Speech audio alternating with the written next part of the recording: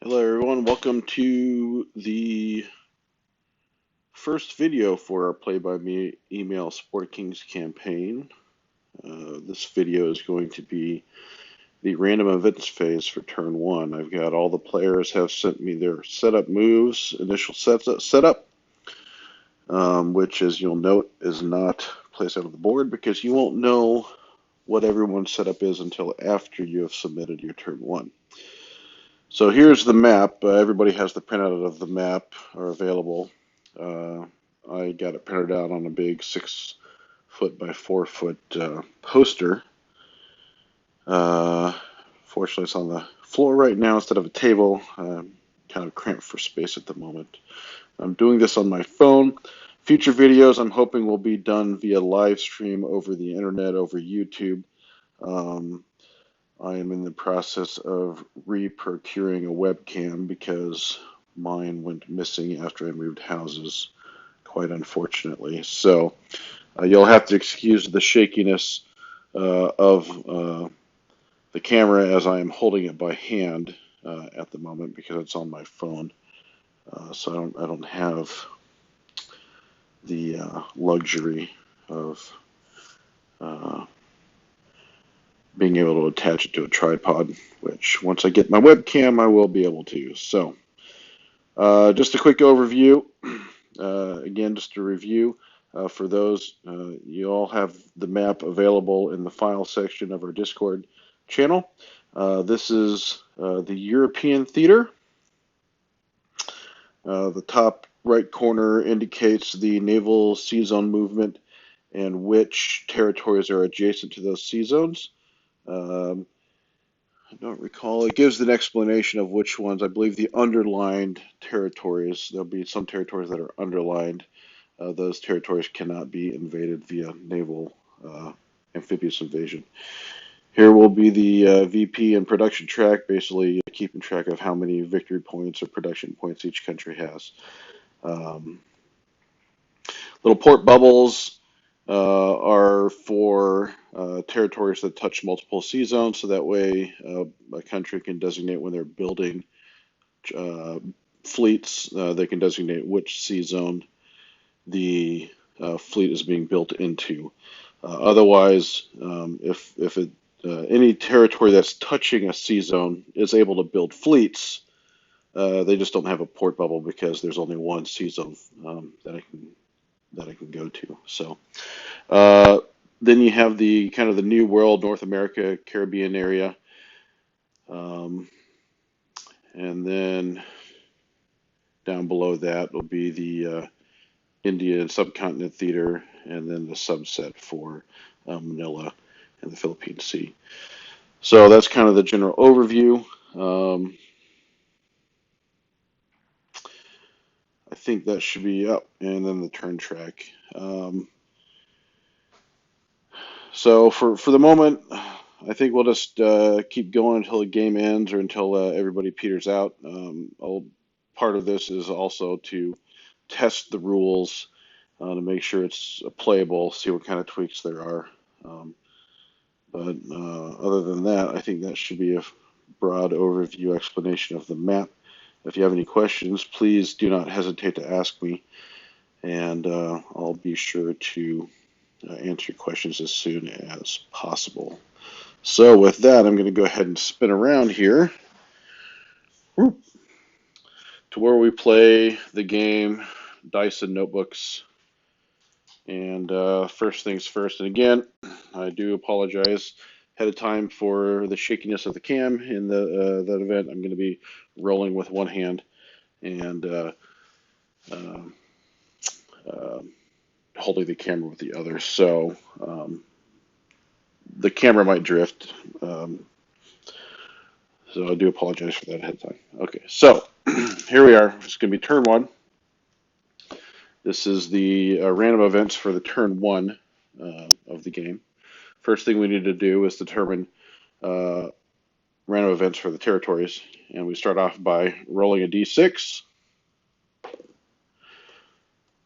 It tells us how many territories. There's going to be 5 territories that have random events in them. So 1, 2, 3, 4, 5. just these two. Next thing is we're going to roll 2d6 and add them together. That'll tell us what the territories are, or what the event is. So 7 is famine. And we're going to figure out which territories, what the random events first, and then we'll go once they're all. Then we'll go through and roll through which territories get the events. Famine, and to review what famine is, you subtract 1 point value in the territory this turn. No SPs may be raised in the territory. So you can still move troops in and out. It just means that the value the number of gold that territory produces is 1 less than normal. So if it's a 3 value territory, it'll only give you 2 gold. If it's a 1 value territory, it'll give you no gold. All right, the second, 9. 9 is desertion.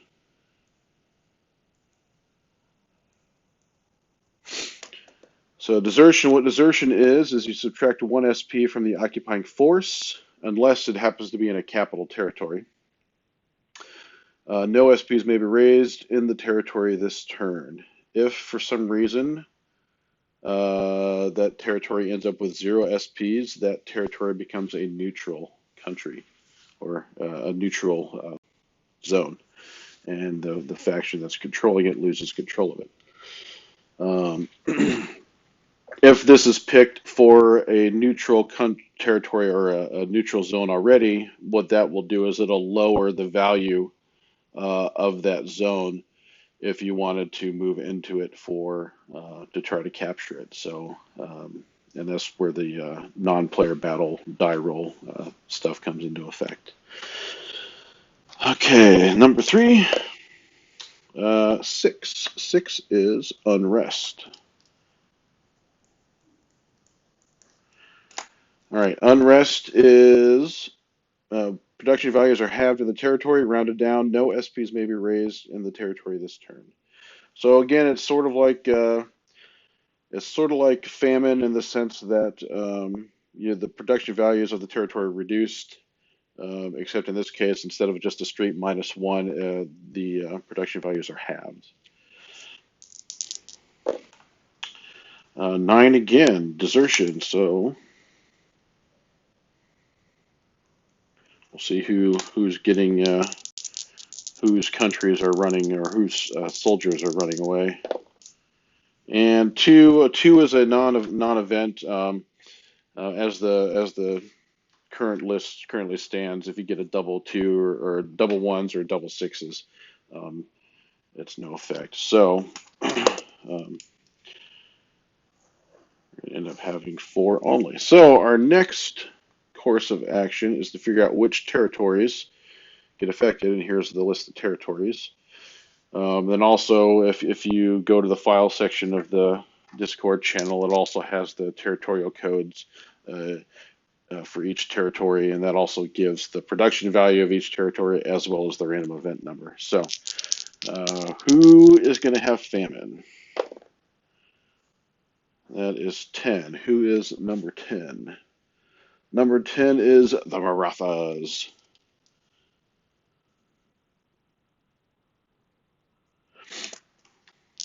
I don't recall off the top of my head who's in what territory. Doesn't matter at the moment, but it might affect some people's turn 1 moves. 41, Franconia. I do believe that is a neutral territory, so, and we'll go through and on the map, I'll point out which each zone is once we get this all done.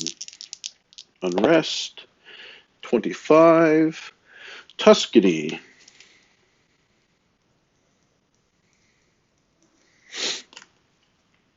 And finally, who else is deserting? 49. 49 is Bohemia. All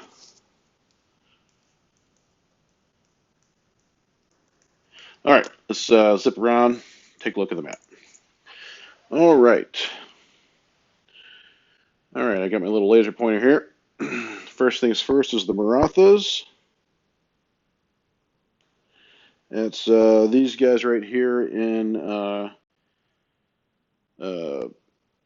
India, and that is at the start of the game a neutral territory, so that doesn't affect anybody. Number two is desertion in Franconia. Franconia is in this section over here in Europe, and specifically Franconia is this guy right there. And that is also a neutral territory. But as you can see, I'll zoom in here so the camera can see it. Franconia is right there. It is a one value territory, so if that were to be invaded this turn, because it is, yes, desertion, it would count as a zero value territory for the purposes of that non-player battle. Um, Number three is Tuscany. Tuscany is here in Italy, right there. And finally, Bohemia is right here, and that is an Austrian territory. So Austria, depending on how many SP you have in Austria at the for your setup, it is -1. So that could potentially affect your turn one moves and stuff like that. So that will be exciting to find out. So come back to our list. All right, next is the front or off-board front allocation.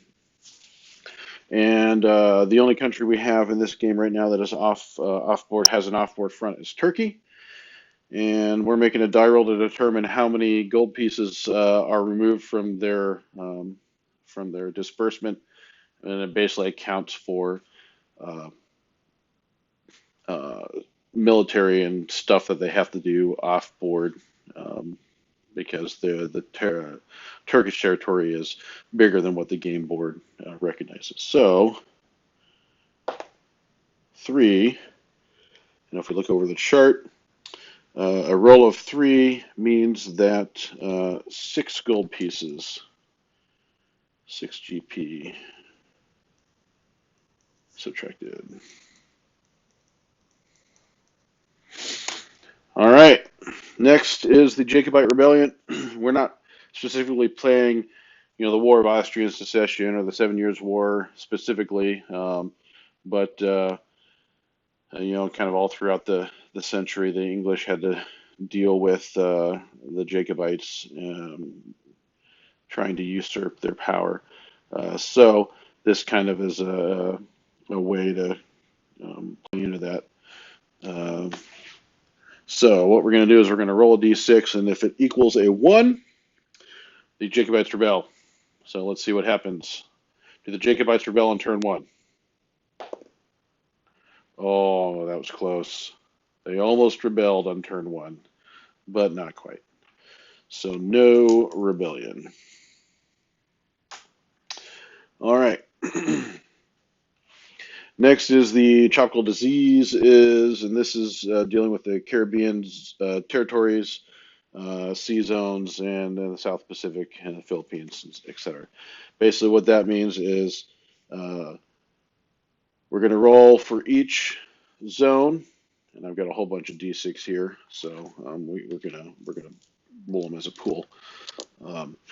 And if any territory gets a 1, then any non-Spanish, so at the beginning it's going to be French or English, any French or English troops or fleets in that area are treated as having a tropical disease, and they're treated as being affected by the disease random event. Now, in this case, it only affects French and English forces. Spanish forces are unaffected, and they can move freely in and out of the sea zone or territory or wherever the case may be.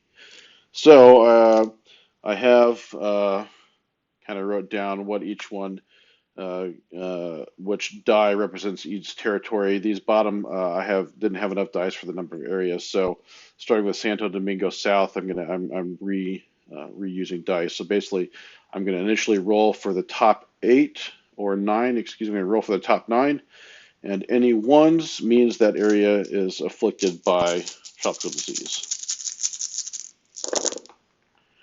All right, we do have 1-1. It is the red dot. So the French West Indies, yes. So that would mean France starts with the French West Indies. So all the troops that are in the French West Indies are afflicted with tropical disease and may not move into or out of the French West Indies on turn 1. And then for the following, you got Santo Domingo is the last Caribbean territory, and then the Caribbean Sea, Philippine Sea, and the South Pacific. So with the sea zones, any English or French fleets that are in those sea zones are afflicted with tropical disease.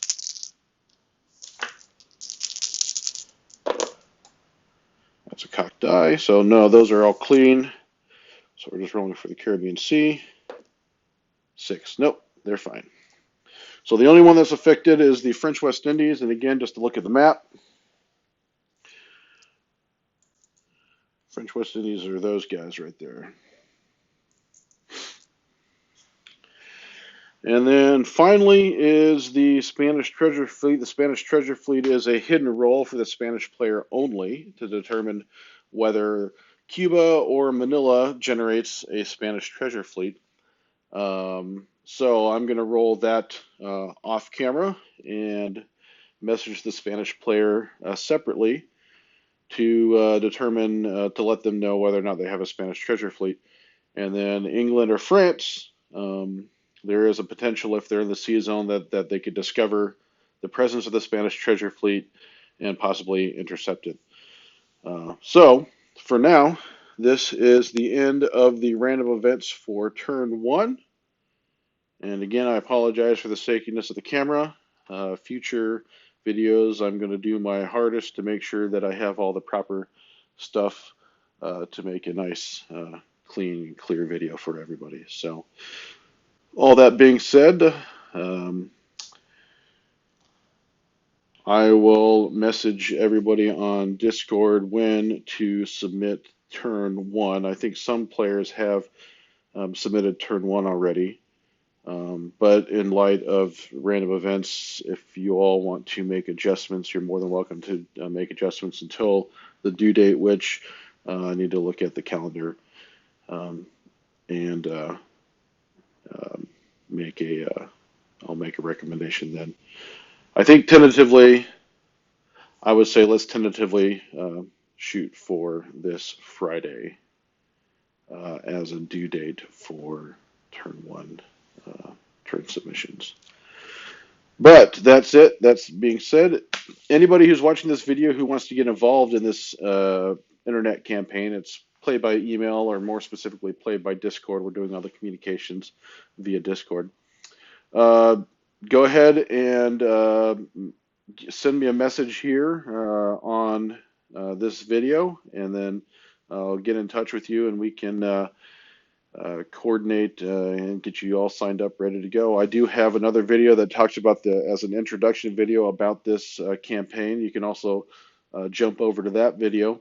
It has all of the login information on that video specifically. So leave a message here, get a hold of you. Otherwise, jump over to that video and sign up that way. Otherwise, until the next video making make on this subject will be after turn 1 and any potential battles that we have, movement, stuff like that, followed up by the random events for turn 2. So, talk to you all later. Good luck.